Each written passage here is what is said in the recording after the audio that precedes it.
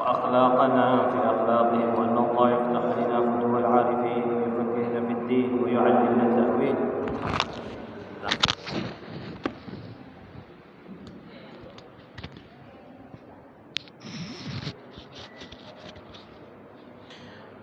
وأن الله يقضي كل حاجاتنا حسية ومعنوية ظاهرة وباطنة وأن الله يشفي مرضانا ويغفر ذنوبنا ويوسع أرزاقنا ويطول أعمارنا في طاعة الله وطاعة رسوله، وأن الله يبارك لنا في مجلسنا هذا ببركة قراءة الكتاب بداية الهداية لصاحب الإمام الغزالي، وأن الله يعلي درجات آبائنا وأمهاتنا وأجدادنا وجدادنا ويغفر ذنوبنا خصوصا إلى علمائنا وأئمتنا وأوليائنا وأستاذنا ومشايخنا، منهم أبوي السيد أحمد نوفل بن عبد الله بن أحمد بن حمد الكاف، والأستاذ محمد رضا بن عبد الله السقاف، على هذه النية وكل نية صالحة وكل ما نوى على أسلافنا الصالحون جامعة شاملة كاملة، وإلى حضرة النبي محمد صلى الله عليه وسلم بسر الفاتحة. أعوذ بالله من الشيطان الرجيم. بسم الله الرحمن الرحيم. الحمد لله رب العالمين الرحمن الرحيم مالك يوم الدين، إياك نعبد وإياك نستعين، اهدنا الصراط المستقيم صراط الذين أنعمت عليهم غير المغضوب عليهم ولا الضالين، آمين. بسم الله الرحمن الرحيم.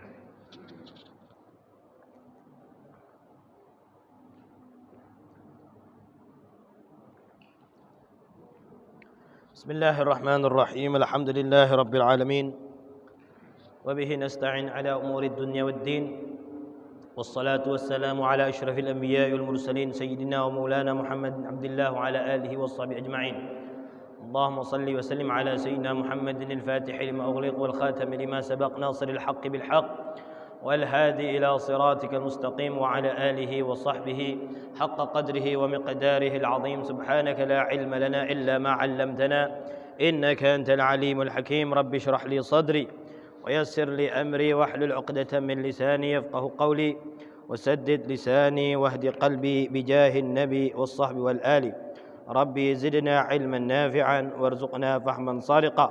اللهم إنا نسألك فهم النبيين وحفظ المرسلين وإلهام الملائكة المقربين يا أكرم الأكرمين. اللهم علمنا ما ينفعنا وانفعنا بما علمتنا وزدنا علما. اللهم إنا نعوذ بك من علم لا ينفع، ومن قلب لا يخشى، ومن نفس لا تشبع، ومن دعوة لا تسمع ولا تستجاب لها. نوينا التعلم والتعليم والإفادة والاستفادة والتذكر والتذكير والنفع والانتفاع والحث على التمسك بكتاب الله وسنة رسوله والدعوة إلى الهدى والدلالة على الخير ابتغاء مرضاته وقربه وثوابه سبحانه وتعالى. أما بعد، معاشر الحاضرين، alhamdulillah kita bisa melanjutkan kajian kita, pelajaran kita dengan kitab Bidayatul Hidayah. Alhamdulillah, bagaimana minggu kemarin kita telah membahas sunnah-sunnah yang berkaitan sebelum membasuh wajah dan ketika membasuh wajah. Ya, kita pada minggu kemarin itu baru membahas apa saja yang disunnahkan sebelum kita membasuh wajah kita dan pada saat membasuh wajah. Kalau sedikit mau kita ulang, bahwasanya di antara sunnah-sunnah berwudu itu pertama kita baca basmalah, baca basmalah, bismillahirrahmanirrahim. Terus disunnahkan at-talaffuz bin niyah, mengucapkan niatnya tadi kita ucapkan. Itu hukumnya sunnah. Artinya perlu kami ulangi terus menerus agar Antum semua jamaah paham bahwasanya berbeda sunnah dengan kewajiban niat. Sunnah dan sunnahnya niat atau kewajibannya niat. Jadi sunnah itu kita dapat pahala tambahan, tapi harus sesuai dengan kewajibannya. Maka disunnahkan untuk mengucapkan niat. Nawaitu taharata lis-shalah, nawaitul wudu'a lis-shalah, nawaitu raf'al hadath. Itu sunnah kita ucapkan. Tapi harus kita niatnya tadi, nawaitu taharahnya, nawaitu raf'al hadatsnya harus diucapkan lagi, diulangi lagi di dalam hati ketika membasuh wajah, ketika kalau seandainya berwudu. Harus diulangi. Kenapa? Karena tidak cukup dengan hanya mengucapkan, diucapkan dari lisan tadi sebelum membasuh wajah, nawaitul wudu'a li raf'il hadats, tidak cukup. Kenapa disunnahkan? Fungsinya untuk membantu. Kenapa disunnahkan untuk mengucapkan, melafazkan? Jadi kalau namanya lafaz berarti keluar dari mulut. Kalau lafaz itu harus keluar dari mulut, ada suaranya. Jadi kenapa disunnahkan? Untuk membantu agar hati ini sudah siap-siap nanti ketika membasuh wajah dia niat. Itu.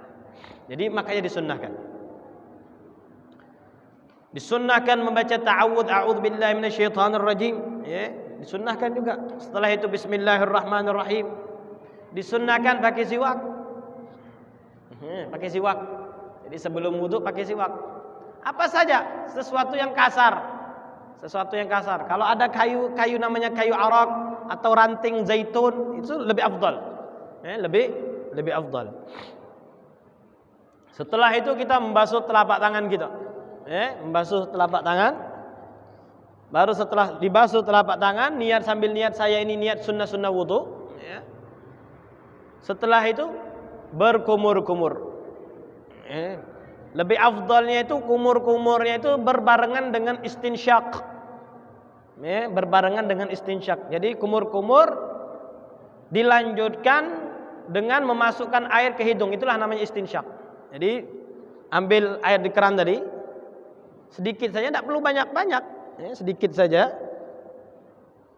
Ambil sedikit, sambil mulut kita mengunyah, air tadi sisa dari kumur masukkan ke hidung sedikit saja.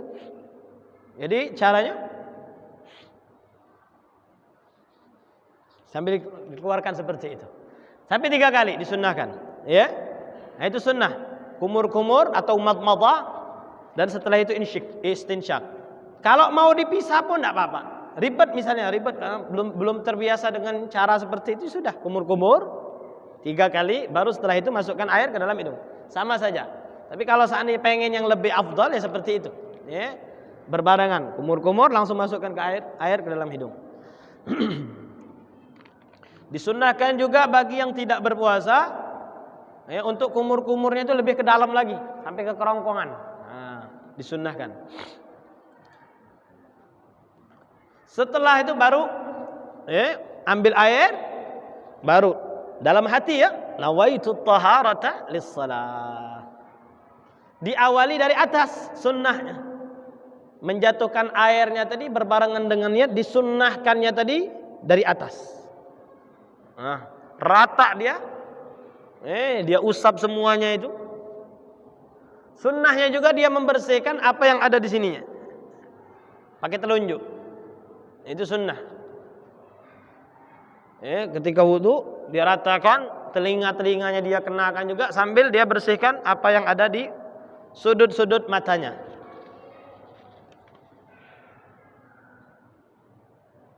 Dan sunnahnya menggunakan kedua tangannya itu dua-duanya ketika menjatuhkan air. Jadi enggak seperti ini, enggak, tapi disunnahkan dua-duanya. An ya'khudhal ma biyadaihi jami'an. Menggunakan air, ngambil air nanti dengan kedua tangan. Sunnah itu kayak gini. Seperti itu. Ketika membasuh wajah disunnahkan juga untuk mengusap telinganya.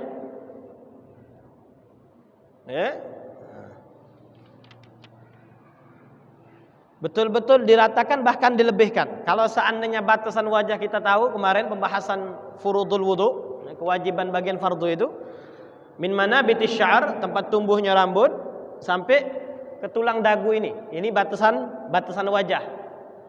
Makanya kalau bagi perempuan ini wajib ditutup. Ya, ini wajib ditutup ketika sholat. Ya, karena ini bukan bagian dari wajah. Ya, ini bukan bagian dari wajah. Maka tidak cukup dia pakai mukena sampai sini, tidak sah. Kenapa? Auratnya terbuka. Makanya disunnahkan dilebihkan. Jadi bagi perempuan, apalagi yang punya istri, nah tolong diajarkan cara pakai mukena yang benar. Nah itu. Kenapa? Kadang pakai segini dia. Ini sudah bukan bagian dari wajah, ini bagian dari leher. Sedangkan leher itu aurat bagi perempuan ketika sholat. Bahkan di luar sholat lebih ketat lagi.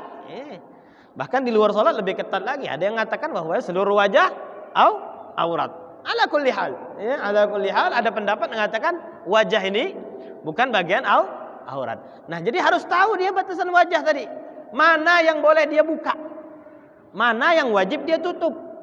Mana kalau seandainya dia tidak perhatian, malah sholatnya dari awal sampai selesai tidak sah. Kenapa? Tadi. Maka dia harus tutup ini. Makanya disunnahkan ketika pakai mukena sampai dagu. Ini sampai dagu tuh. Perempuan tuh. Nah, tolong tuh diingatkan orang rumahnya itu.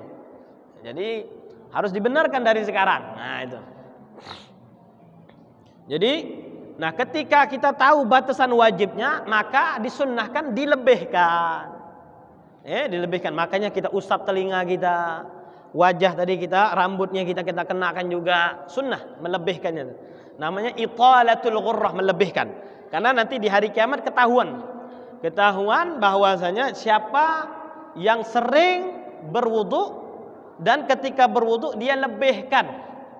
Ya, dia lebihkan batasan-batasan yang wajib tadi dia lebihkan. Yud'auna ummati ghurran muhajjalina min atharil wudu. Makna hadis dalam riwayat hadis itu disebutkan dari segi maknanya bahwasanya nanti umatku dipanggil nanti di hari kiamat wajah-wajahnya, tangan-tangannya, kaki-kakinya bercahaya. Ya, kenapa? Min atharil wudu, karena mereka ketika wudu selalu dilebihkan batasan-batasan wajibnya tadi. Nah, itu. Jadi melebihkan batasan wajib itu hukumnya sunnah.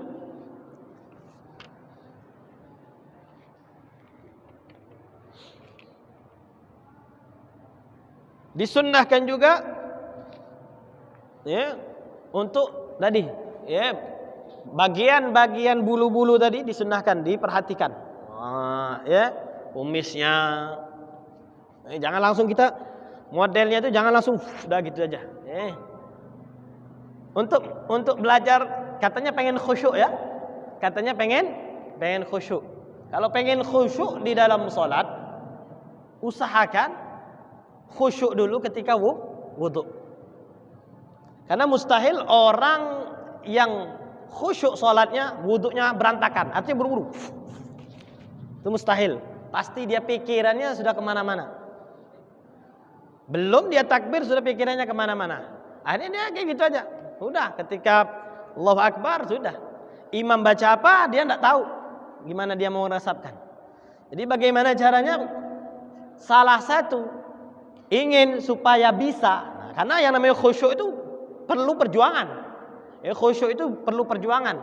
Tidak bisa saya ini hari ini bisa khusyuk. Terus khusyuk terus belum tentu. Karena itu perlu proses. Ibadah ini perlu proses kita. Harus ada yang namanya gejolak hawa nafsu tuh, ngelawan hawa nafsu tuh. Nah, tuh. Jadi usahakan ketika wudu tuh, makanya kalau seandainya di masjid bakal buru-buru ya sudah. Lebih enak kita ngambil wudunya di rumah saja, enak santai. Ketika jam 6 itu udah mulai tuh. Makanya ada ulama itu wudunya 1 jam. Ada ulama itu wudunya 1 jam. Bagaimana dia menyiapkan dirinya dulu loh. Jadi bukan sholat saja, dia menyiapkan dirinya. Ini wudu nih bagaimana? Tangan saya ini banyak maksiatnya, wajah saya taubat dulu. Sebelum wudu dia taubat dulu. Jadi sebelum wudu dia taubat dulu. Bagaimana ketika nanti betul-betul sudah siap wudu ini zahiran wa batinan. Secara zahir betul-betul sempurna tadi, sunnah-sunnah dia praktekkan semuanya. Kalau seandainya bagian fardu ya singkat sekali. Tidak sampai setengah menit selesai. Kalau yang fardu saja, basuh wajah sekali, basuh tangan, kedua tangan sekali, ngusap sedikit cukup, basuh kaki cukup sekali, udah singkat kalau seandainya fardu. Tapi nanti apakah nanti sholatnya nanti berkualitas? Wallahu a'lam. Ya, perlu ada tambahan. Perlu ada usaha. Tidak bisa katanya usahanya kecil, hasilnya besar. Itu kalau orang ekonomi, pengusaha atau apa yang main hitung-hitung diketawain. Kamu ini kerjanya sedikit, pengennya banyak. Nah, itu mustahil sudah. Di dunia saja mustahil. Makanya kalau seandainya pun pengen pahalanya besar, nah bagaimana? Yang dipersiapkan tadi. Jadi makanya kalau ada ulama itu sampai 1 jam dia berwudu. Nah, itu. Bukan mandi ya kadang orang. Sabunnya diulangi lagi. Nah, itu. Tidak juga. Jadi betul-betul diperhatikan ya ketika membasuh wajahnya itu. Disunnahkan bagian-bagian rambut-rambut atau bulu-bulu yang di wajahnya itu, alisnya, kumisnya, anfaqah. Ini namanya anfaqah, ya. Bulu di bawah bibir namanya anfaqah. Kalau ini namanya lihyatun. Ini namanya arid. Jadi bulu-bulu pun dalam bahasa Arab ada istilahnya. Kalau kita bilang ini jenggot, sudah jenggot. Tapi kalau dalam bahasa Arab ini namanya aridun, ini lihyatun, anfaqatun, syaribun, hajibun. Jadi ada istilah-istilahnya. Jadi betul-betul diperhatikan. Nah, sekarang kita memasuki sunnah-sunnah ketika membasuh kedua tangan. Membasuh kedua tangan. Apa sunnahnya? An yabtadi'a minal kaffain. Ini kalau seandainya ada yang sebagian dari jamaah yang nonton salah satu ustadz yang ceramah katanya harus dari dari telapak tangan. Ini namanya afdalnya. Yang dimaksud itu maksudnya afdalnya. Afdalnya bagusnya dari telapak tangan. Karena di dalam ayat masalah tentang wudu itu enggak diwajibkan harus. Artinya kalau seandainya dari sini tidak sah. Kalau dari sini enggak. Maksudnya afdaliyahnya. Afdaliyah keutamaan sunnahnya itu memulainya dari telapak tangan. Apalagi kalau dulu itu belum ada istilah keran. Jadi ambil wudu, tangannya jadi gayung, mulailah dia mengalirkan tangannya tadi. Jadi dari telapak tangannya. Dimulai dari telapak tangan. Nah, ini juga dibahas ada sedikit perbedaan antara Al-Imam Ibnu Hajar dan Imam An-Nawawi. Ada sedikit perbedaan antara mereka. Bahwasanya menurut Imam Ramli, kalau menurut Imam Ramli nanti dulu kalau seandainya ini dalam mazhab Syafi'i ya. Mazhab Syafi'i tetap dalam mazhab Syafi'i. Jadi mereka itu bukan ngikut-ngikut, ulama itu bukan ngikut-ngikut, tapi mereka itu ngikutin kaidahnya Imam Syafi'i, mereka kaji lagi hadis dan segala macamnya. Nah, mereka merumuskan hasil dari pemahamannya mereka tadi. Nah, kalau menurut Imam Ar-Ramli, Imam Ar-Ramli ini terkenal di Mesir. Jadi kalau ulama-ulama Mesir itu banyak ngambil pendapat dari Imam Ramli. Kata Imam Ramli, kalau seandainya wuduknya kita itu di keran, maka afdalnya wuduknya itu dari mirfaq. Dari sini. Kenapa? Karena ini lebih hemat air. Karena di dalam wuduk disunnahkan menghemat air, bukan boros. Makanya wuduknya Rasulullah itu seperti ini kurang lebih. Ada kita sekarang wudhu seperti ini? Mana ada. Ya.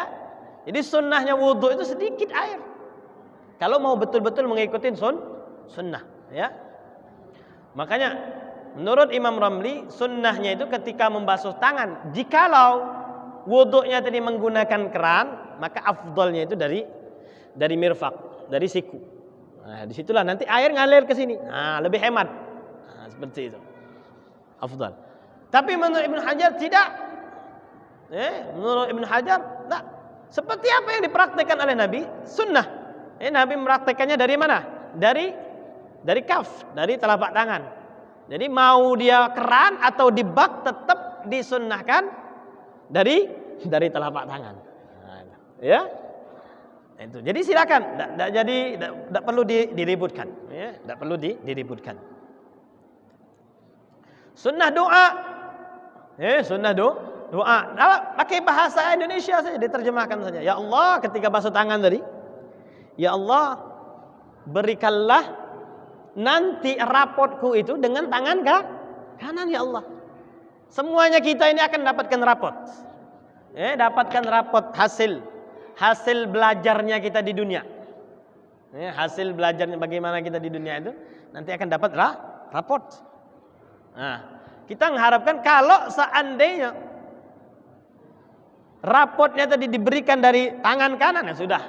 Ini sudah bisyarah, kabar gembira bahwasanya nanti kita akan mendapatkan laporan yang baik. Tapi kalau seandainya rapotnya tadi dari tangan kiri atau min wara'idh dhuhr, dari belakang, nah ini isyarat bahwasanya nanti hisabnya banyak dan panjang. Nah, makanya kita doa ketika basuh tangan kanan tadi, ya Allah tolong berikanlah nanti laporanku tadi dengan tangan kanan. Allahumma a'tini kitabi biyamini wa adkhilnil jannah bighairi hisab. Tambah juga, ya Allah mudah-mudahan masuk surganya tanpa dihisab. Allahumma a'tini kitabi biyamini wa adkhilnil jannata bighairi hisab. Kalau mau doa pakai bahasa Arab, ya silahkan. Allahumma a'tini kitabi biyamini wa adkhilnil jannata bighairi hisab. Itu doanya tuh. Ya Allah, berikanlah nanti kitabku nanti, laporanku nanti dengan tangan kanan, ya, dan juga masukkan aku ke surga tanpa dihisab. Setelah 3 kali, jadi 3 kali sunnahnya. 3 kali dulu, bukan sekali. Enggak, 3 kali. Sunnahnya 3 kali. Ya. 3 kali setelah sunnah itu 3 kali. Baru setelah itu membasuh tangan kiri. Begitu juga doa juga. Ya Allah, jangan sampai tangan ini yang mendapatkan rapot dari tangan ini. Allahumma inni a'udzubika min an tu'tiyani kitabi bishimali.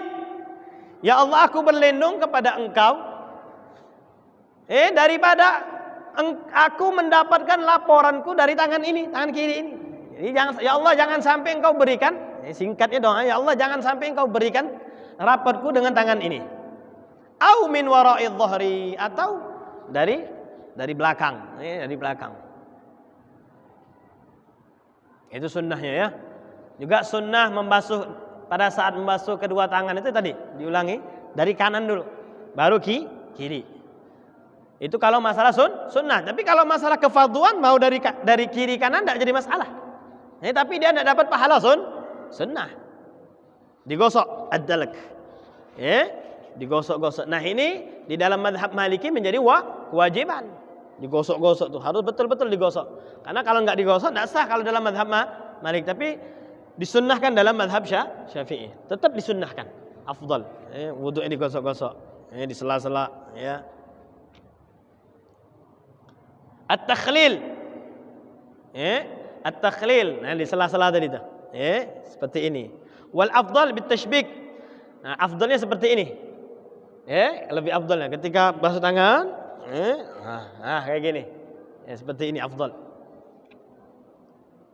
Italatut tahjil, disunnahkan juga di dalam membasuh kedua tangan dilebihkan sampai setengah adud. Adud ini namanya lengan atas. Ini namanya sa'id, lengan bawah. Ini adud. Bagian ini namanya yad. Nah, yad ini umum. Ini namanya mirfaqun, siku. Adud, sa'id. Nah, sa'id lengan bawah, ini lengan atas. Nah, bagian adud tadi, lengan atas tadi dilebihkan. Kurang lebih segini. Nah, ya, dilebihkan. Kalau seandainya kalau kita wudunya pakai kaos buntung, tahu kaos buntung? Ya. Nah, kalau kaosnya buntung, itu disunnahkan sampai sini. Nah, sampai ketiak disunnahkan. Lebih afdal seperti itu. Nah, itu. Jadi tidak jadi masalah nih sopan enggak? Bukan masalah sopan enggak sopan, ya. Ketika kita di dalam rumah enggak, ya. Karena bukan aurat. Setelah itu, nah, bagi yang pakai cincin, ketika dia wudu, tidak disunahkan dicopot malah. Tidak disunahkan copot. Disunahkannya apa? Ketika dia sambil cuci tangan tadi, disunahkan cincinnya hanya diputarkan. Nah, disunahkan diputar. Disunahkan diputar. Bukan dicopot. Kalau ingin dapat pahala sunnah tuh memutar cincinnya. Nah itu. Ya. Al-muwalah langsung. Habis basuh wajah langsung tangannya. At-tasris 3. Ini sunnah-sunnah yang ada yang berkaitan ketika membasuh tangan. Bayangkan, membasuh tangan saja ada sekitar 8 sunnah. Bayangkan, hanya membasuh tangan. Dilanjutkan lagi membasuh sunnah-sunnah yang berkaitan dengan mengusap kepala. Sunnah-sunnah yang berkaitan dengan mengusap kepala. Apa itu? Mashu jami'ir ra'si. Mengusap seluruh kepala. Diusap semua. Sunnah. Kita tahu tadi dalam mazhab Syafi'i yang bagian fardu itu mashu ba'dil ra's atau mashu ba'dil ra's, mengusap sebagian kepala. Jadi, nih misalnya ini cukup. Ini bagian kepala nih, rambut nih, cukup sudah. Itu bagian wajib. Misalnya ini bagian kepala, ya sudah, cukup. Itu kalau kewajibannya. Tapi kalau pengen mendapatkan keutamaan yang lebih, disunnahkan mengusap seluruhnya. Ditaruh cara afdalnya ditaruh jempolnya itu di pelipis sudghun, ditaruh di pelipisnya. Pertemuan antara telunjuk kanan dan kiri. Nah, tempelkan, diputarlah. Nah, seperti itu. Kalau seandainya rambutnya pendek, disunnahkan dari depan ke belakang, terus dari belakang ke depan. Kalau rambutnya pendek. Tapi kalau rambutnya panjang, cukup sekali. Dah cukup. Tapi kalau rambutnya yang qalib, disebutkan dalam kitab itu yang qalib, bisa bolak-balik. Saya ini tidak panjang. Kalau perempuan ini repot. Kalau perempuan repot. Iya. Nah, jadi cukup saja segini. Tapi kalau rambutnya pendek, nah gitu. Ya. Itu diantara sunnah mengusap ke kepala. Makanya kemarin sempat kita bahas, kalau seandainya kita berwuduknya dengan sunnah-sunnahnya, maka tidak ada keraguan kalau seandainya kita bersentuhan dengan orang rumah kita. Ya. Karena kita wuduknya tadi bukan hanya dalam mazhab Syafi'i, dalam 4 mazhab. Ketika dalam 4 mazhab, maka tidak usah ragu-ragu lagi. Jadi kalau seandainya bersentuhan tidak batal. Kenapa? Karena wuduk saya ini bukan dalam mazhab Syafi'i saja. Mazhab Malik, mazhab Ahmad, mazhab Abu Hanifah. Jadi ketika ngamalkan sunnah tadi, pada saat rupanya bersentuhan, ya sudah. Dalam Syafi'i mungkin batal, tapi dalam mazhab lain tidak batal. Boleh enggak seperti itu? Tidak jadi masalah. Tidak harus kita ini harus ikut Syafi'i. Harus ikut Syafi'i, tapi nggak ngerti maksudnya harus ikut Syafi'i itu seperti apa. Rupanya, ya itu kita ini ada punya pedomannya, punya pedomannya. Tapi kalau seandainya bisa kita praktekkan semua mazhab tadi, ya lebih bagus, Lebih bagus beragama dengan empat-empatnya tadi secara komplit, bukan nyomot-nyomot. Beda dengan nyomot-nyomot. Nyomot-nyomot itu seperti apa misalnya? Tadi wudunya Syafi'i. Ambil satu, artinya apa? Dia ngambil fardunya saja. Satu, dia siram kayak gini, rata. Setelah itu apa? Setelah itu dia bersentuhan dengan istrinya, dipegang tangannya. Wah, ini di dalam mazhab apa misalnya? Mazhab Malik tak batal. Nah, ini ngaco namanya seperti itu. Itu namanya ngaduk. Nah, itu tak boleh. Karena di dalam mazhab Malik kalau seandainya kayak gitu, kamu itu belum berwudu, bukan dikatakan belum batal, tidak batal. Kamu itu belum berwudu karena wudu yang aku ajarkan tak seperti ini. Nah, itu. Karena menurut aku memahami hadis, ayat Al-Qur'an. Nah, itu. Jadi ingat ya, bahwasanya Imam Malik itu bukan berpendapat dirinya. Ketika beliau memahami Al-Qur'an, ketika beliau meneliti riwayat-riwayat hadis, maka beliau memberikan kesimpulan wudu itu seperti ini. Nih. Menurut apa? Menurut Al-Qur'an dan hadis. Bukan menurut Imam Malik ngarang-ngarang dah.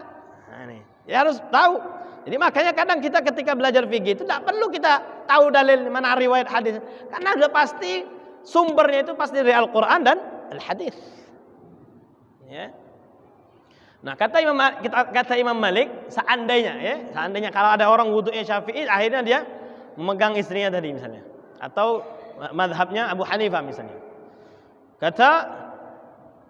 Kata Imam Malik, jangankan batal, bukan batal, kamu itu belum berwudu. Karena menurut aku wudumu itu tidak benar. Mana katanya? Mana gosok-gosoknya? Mana kamu mengusap seluruh kepalamu tadi? Karena menurut aku yang namanya wajib kepala tadi ya seluruhnya, bukan hanya sebagian saja. Nah, itu di dalam mazhab Malik. Jadi kalau kita pengen sempurna, pengen istilahnya tidak batal, ya sempurnakanlah. Dalam Syafi'i sah, dalam Hambali sah, dalam Maliki sah, dari nah itu. Jadi tidak perlu ragu. Caranya bagaimana? Ya cara ini. Sesunnah-sunnahnya kita praktekkan. Sudah nggak ragu lagi sudah. Ya, itu. Mashul udhunain, begitu juga ketika membasuh wajah. Membasuh wajah tadi kita disunnahkan mengusap telinga. Begitu juga ketika apa? Mengusap kepala. Tadi ambil air, usapkan. Setelah itu apa? Langsung ke telinga. Nah, diusap lagi telinga. Telinga yang diulang lagi, diusap lagi telinga ini. Sunnah.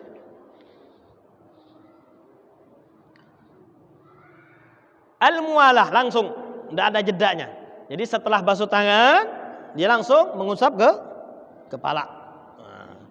Dan tiga-tiga. Jadi sunnah yang ada ketika kita mengusap kepala ada 4. Mengusap sebagian kepala, mengusap seluruh kepala, terus mengusap telinga, kedua telinga. Al-muwalah continue, langsung. Setelah dia membasuh kedua tangannya, langsung dia mengusap kepalanya. Dan yang ketiga 3. 1, 2, 3. Itu sunnah. Ya. Karena banyak dia di antara kita ini tidak bisa bedakan mana yang wajib, mana yang sunnah. 3 itu dia merasa jadi wajib. Kadang tuh 3 tuh basuh wajah 3 tuh dia nganggapnya wajib, padahal sunnah. Oh, buat sekali, kurang nih. Nah itu. Rasanya harus 3. Nah itu. Karena dia nganggap wajib tadi. Tapi tidak apa-apa, tidak jadi masalah. Yang bahaya itu kalau dia menganggap yang wajib itu sunnah. Nah itu bahaya. Yang wajib itu sunnah. Apa yang wajib? Niat berbarengan dengan membasuh wajah. Nah itu. Setelah itu disunnahkan. Setelah mengusap kepala disunnahkan juga mengusap telinga. Nah, ini sudah orang ngakunya sudah apa? Perilaku yang seperti ini dianggap wajib, sudah mengusap telinga itu sudah bagian dari wajib, sudah otomatis. Ya. Nah, ini sunnah ya. Mengusap telinga tadi sunnah.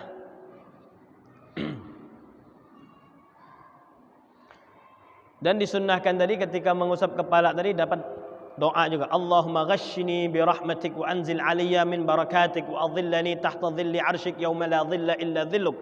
Allahumma harrim sya'ri wa bashari 'alan nar. Jadi doa juga ketika mengusap kepala itu disunnahkan doa.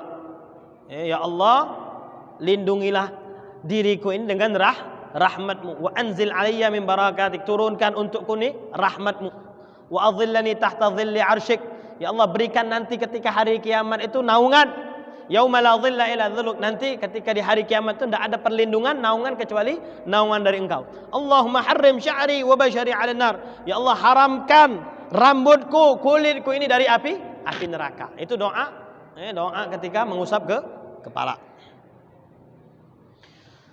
Nah, mengusap telinga ini ada 9 cara. 9. Disunnahkan itu 9. Ada tiga cara, masing-masing 3 kali. Mengusap telinga. Nah, yang pertama itu cara yang pertama disunnahkan memasukkan telunjuk ke dalam ini, meletakkan ibu jarinya di luar, diputar, seperti itu, Nah, seperti itu. Itu setelah itu disunnahkan lagi, ambil lagi 3 kali, ambil lagi air, masukkan lagi ke telinga. Nah, 3 kali. Jadi setelah ini putar, diambil lagi 3 kali, masukkan, telunjuk saja. Setelah itu disunnahkan lagi, ambil air, pakai ini telapak. Kalau ada air di sini misalnya, contohnya. Ada 3 kaifiyah sunnahnya. Sunnah. Jadi biasanya kita umumnya cuma 1 saja, kayak gini saja. Sunnah ya. Disunnahkan seperti itu. Jadi silakan mau ditambah tuh. Nah, ini ada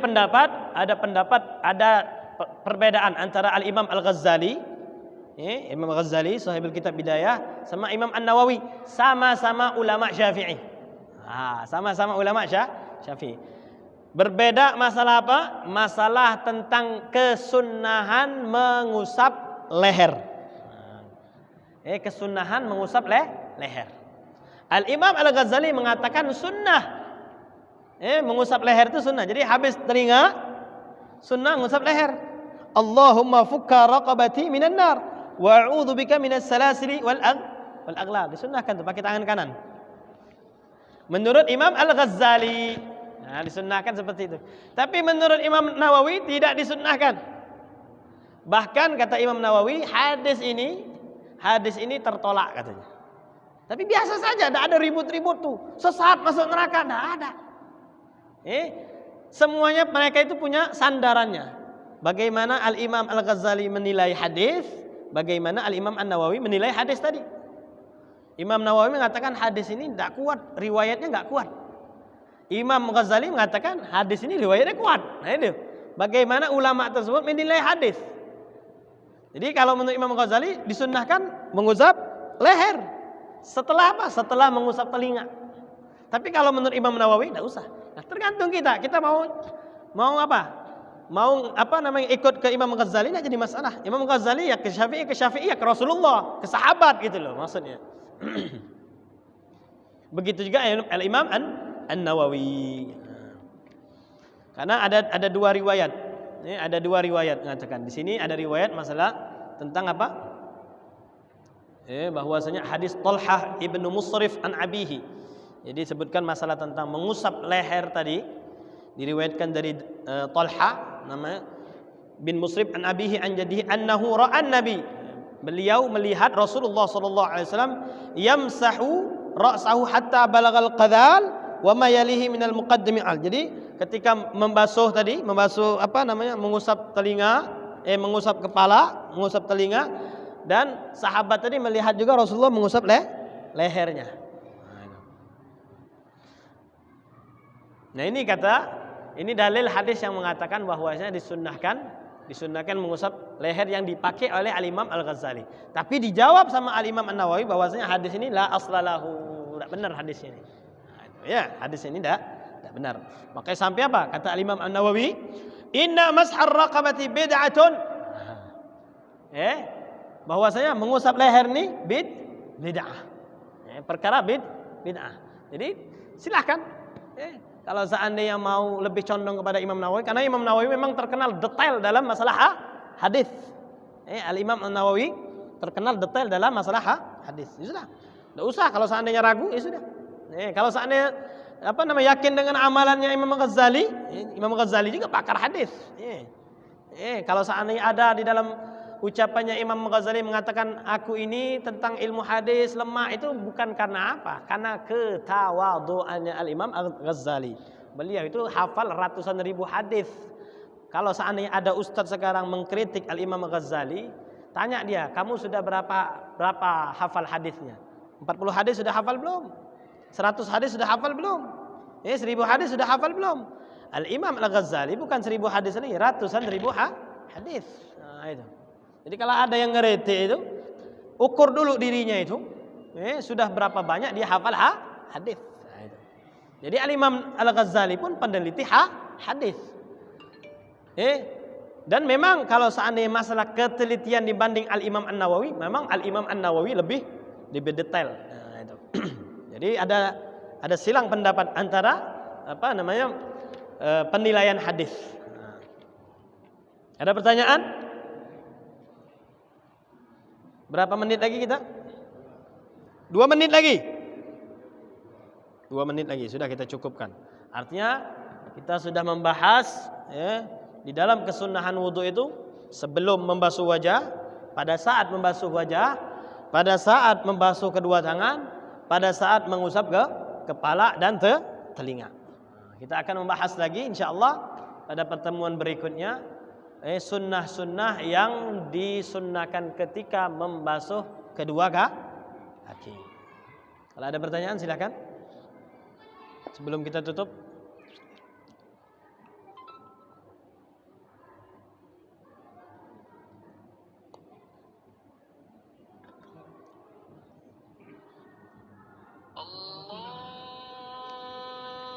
Apa Pak?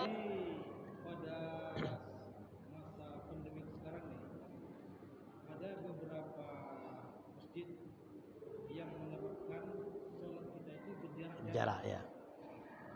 Jadi apakah dulu pernah ada sunnah Rasulullah yang mengajarkan sewaktu ada wabah pada saat itu, apakah ada yang diberitakan? Kalau riwayat sholat berjarak tidak ada. Kalau riwayat salat berjarak tidak ada. Tapi ini ijtihadnya ulama, karena pada saat yang seperti ini kita bukan dalam keadaan normal. Bukan dalam keadaan normal. Karena suasana pandemi ini kan berbeda-beda setiap daerah. Ada daerahnya misalnya dikatakan ini merah, bahkan hitam. Ada yang oranye, ada yang kuning, ada yang hijau. Nah ini masing-masing berbeda-beda dalam menyikapinya. Tidak bisa kita pukul rata. Kalau daerahnya tadi aman misalnya, daerahnya tadi aman, zona hijau, tidak dibenarkan salat berjarak, walaupun lagi musim pandemi, tidak dibenarkan. Tapi kalau seandainya daerahnya tadi zonanya hitam, bahkan ya kalau seandainya bahaya, tidak disunnahkan salat berjamaah. Salatnya di rumah lebih afdol. Dan lebih sunnah solat seperti itu. Kenapa? Karena kalau seandainya dia solat di zona hitam bahkan menular. Karena di dalam syariat tidak ada seperti la darara wa la dirara. Tidak boleh memberikan bahaya. Karena ada kemungkinan bahaya tadi, misalnya solat berjamaah di masjid tadi bakal menimbulkan bahaya, tidak boleh. Bahkan haram hukumnya.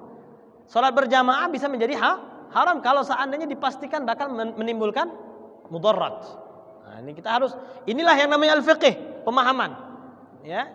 Jadi, kalau seandainya yang menerapkan menerapkan salatnya berjarak, ya tadi. Lihat ulama tadi, apakah ulama yang menganjurkan seperti itu dengan melihat kondisinya misalnya zona merah atau zona oranye, maka tidak jadi masalah. Karena memang tuntutan di tempat tersebut mengharuskan salatnya berjarak.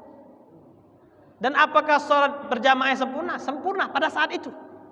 Pada saat itu sholat berjamaahnya sempurna. Karena tidak memungkinkan untuk rapat. Karena ada kemungkinan besar bakal menularkan penyakit. Jadi pembahasan seperti itu ya Seperti orang boleh nggak minum khamr? Minum khamr hukumnya haram, tapi kadang menjadi wajib minum khamr itu. Kapan? Kalau seandainya tidak ada minuman lagi, dan dia ini sudah mau mati. Kalau tidak minum, mati. Akhirnya dia teguk sedikit tadi. Untuk menyelamatkan jiwanya tadi jadi wajib. Nah ini jadi tidak bisa menghukumi sholat berjamaah yang seperti itu tidak sempurna kalau seandainya daerahnya tadi tidak normal kalau seperti ini. Jadi tergantung tadi satu daerah tersebut atau masjid tersebut dia mengambil pendapat siapa, pandangan siapa, atas anjuran siapa. Kalau seandainya memang betul seperti itu, mengharuskan seperti itu, betul sholat berjamaah ya, betul.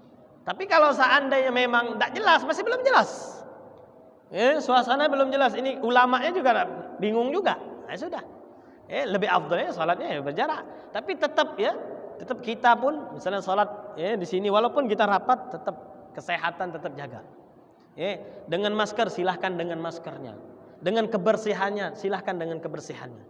Jadi ya kita kalau seandainya mau berjamaah itu kita tahu diri bahwasanya saya ini ketika berjamaah ini bakal menularkan penyakit apa enggak, bawa penyakit atau enggak. Kalau seandainya was-was, enggak usah sholat. Lebih afdal sholatnya di rumah. Nah itu. Jadi jangan ngotot kalau sana. Rupanya nanti kita yang bakal menyebabkan penyakit. Jadi boleh seperti itu ya. Ada satu lagi tuh, silakan.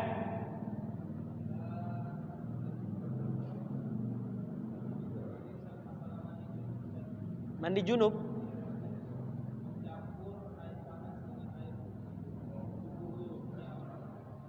Tidak apa-apa, masalah air panas, air dingin, itu tidak apa-apa. Kalau seandainya airnya tadi suci mensucikan, bukan karena dimasak tadi airnya jadi tidak suci mensucikan, enggak. Selagi tidak ada sebab penyebab yang merubah sifat air tersebut, entah dia jadi mustakmal, entah dia ada najis, entah ada apa, ya. Wallahu a'lamu bis-shawab. Subhanakallahumma wa bihamdika asyhadu an la ilaha illa anta astaghfiruka wa atubu ilaik.